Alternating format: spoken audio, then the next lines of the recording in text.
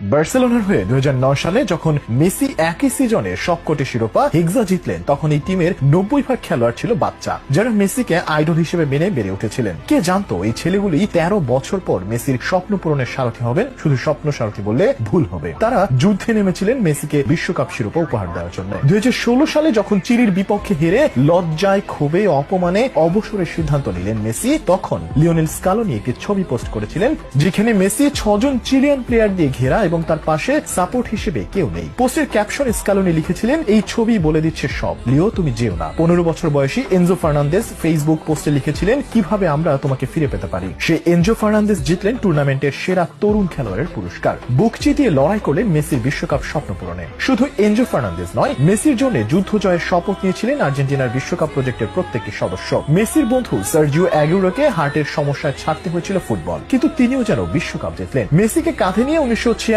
এর ম্যারাডোনার সেই আইকনিক সেলিব্রেশন ফিরিয়ে আনলেন ম্যারাডোনার জামাতা নিজেই। মাঠের বাইরে থেকেও যিনি মেসির জন্য যুদ্ধে নেমেছিলেন। মেক্সিকো ম্যাচের পর জার্সিতে পা স্পর্শ করা নিয়ে বিতর্কের জন্ম দিতে চেয়েছিল এক মেক্সিকান বক্সার, তাকে যেন এক হাত নিলেন সার্জিও অ্যাগুয়েরো। মেসির প্রত্যেকটা হারে যার কাঁধেই মুখ লুকিয়ে কেঁদেছিলেন মেসি, ফাইনালের আগে সাহস জোগাতে মেসিদের সাথে তিনি যোগ দিলেন আর্জেন্টিনার ট্রেনিং ক্যাম্পে। মেসিকে চাপ মুক্ত রাখতে মেসির সাথে একই কক্ষে ছিলেন ম্যাচের আগের রাত পর্যন্ত। তিনি দেখালেন কিভাবে রাজার যত্ন করতে হয়। যুদ্ধের আগে মনোবলের যোগানদাতা হলেন।